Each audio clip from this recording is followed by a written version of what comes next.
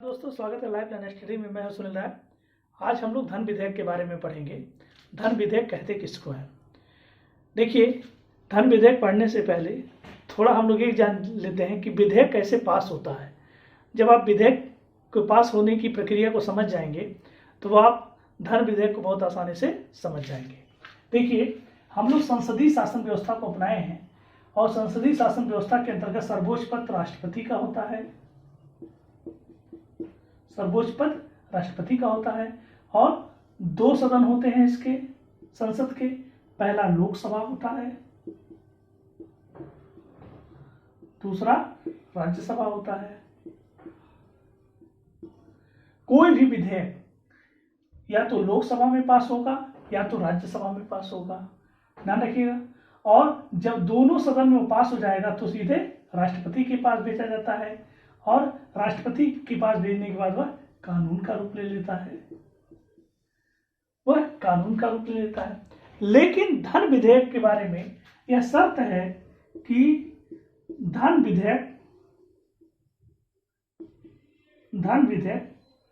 सिर्फ लोकसभा में पास होता है। सिर्फ लोकसभा में ही पेश किया जा सकता है, उसको राज्यसभा में पेश नहीं किया जा सकता है। और शर्त क्या है?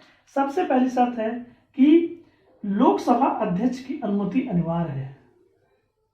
लोकसभा अध्यक्ष की अनुमति अनिवार्य है और उसकी अनुमति से ही धन विधेयक लोकसभा में पेश किया जाता है।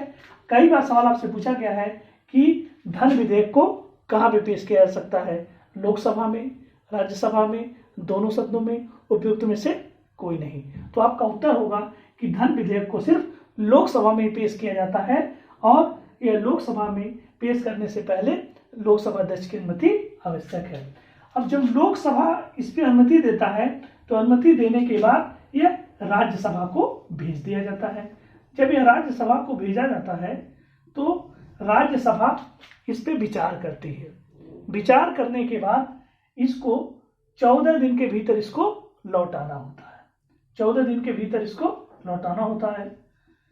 14 दिन तक यदि राज्यसभा इसको नहीं लोकसभा को वापस लौटाती है तो लोकसभा द्वारा यह मान लिया जाता है कि इसको राज्यसभा ने पारित कर दिया है, ध्यान रखिएगा। और इसको मान लिया जाता है कि राज्यसभा ने इसकी अनुमति दे दी है। लेकिन शर्त है कि 14 दिन के अंदर इसको वापस राज्यसभा को लौटाना होता है। दूसरी बात कि जब धन विधेयक को राज्यसभा में भेजा जाता है तो इसमें कोई परिवर्तन राज्यसभा नहीं कर सकती है। इसमें कुछ भी परिवर्तन नहीं कर सकती है। हाँ, अगर चाहे तो कुछ संशोधन का सुझाव वो दे सकती है, लेकिन इससे ज्यादा इसको कोई अधिकार नहीं है। यानी धन विधेयक पे अगर देखा जाए तो सबसे ज्यादा अधिकार किसको होता है? सबसे ज्यादा अधिकार लोकसभा को होता है। और आप जानते हैं अनुच्छेद 110 के तहत धन विधेयक की परिभाषा का प्रावधान किया गया है, ध्यान रखिए। दूसरी बात, जब यह लोकसभा अध्यक्ष के द्वारा जब राष्ट्रपति के पास भेजा जाता है तो इस पर पहले से ही लोकसभा अध्यक्ष का सिग्नेचर होता है और इस पे पहले से ही धन विधेयक लिखा होता है और राष्ट्रपति बिना देरी के इसको तुरंत जो इस पे सिग्नेचर कर देता है और तुरंत यह ध्वनिमत से पारित कर दिया जाता है। ध्यान रखिए, राष्ट्रपति भी इसको धन विधेयक को नहीं रोकता है और बिना किसी शर्त के इस पे जो है हस्ताक्षर उसका करना अनिवार्य हो जाता है। अगर हस्ताक्षर नहीं करेगा तो वित्त की संकट देश में उत्पन्न हो जाएगी और इसलिए राष्ट्रपति इस पे तुरंत सिग्नेचर कर देता है। अब आप समझ गए होंगे कि धन विधेयक कैसे पारित होता है। अब दूसरी बात, हम लोग देखते हैं कि धन विधेयक में होता क्या है। देखिए, धन विधेयक में होता क्या है? धन विधेयक में कर लगाना, कर को कम करना, उसको बढ़ाना और उसको नियंत्रित करना या उसको परिवर्तन करने की समस्त विधियां किसमें होती हैं? धन विधेयक में निहित होती हैं। कर लगाना, कम करना, उसको बढ़ाना और नियंत्रण करना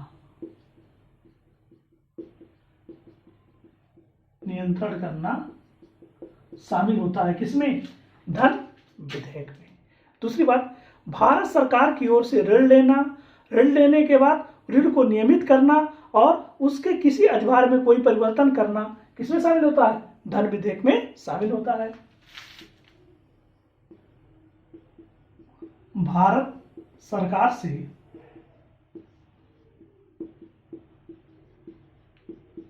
ऋण लेना, उसके अधिभार में परिवर्तन करना, उसके अधिभार में परिवर्तन करना या उसको नियमित करना,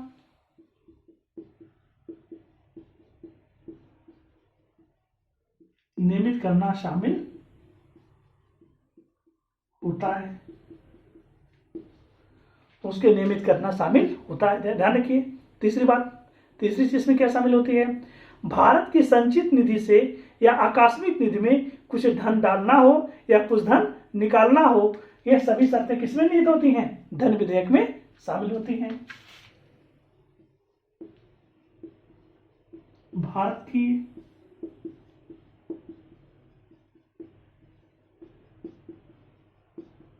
संचित निधि में धन डालना हो या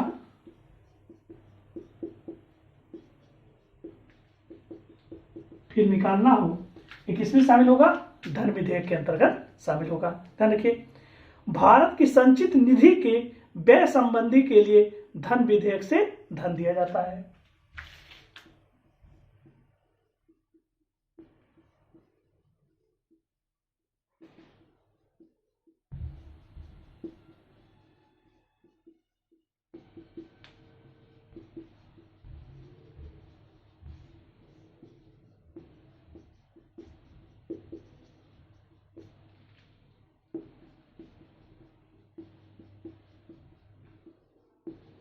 भारत की संचित निधि से व्यय संबंधी के लिए धन दिया जाता है, किसके अंतर्गत?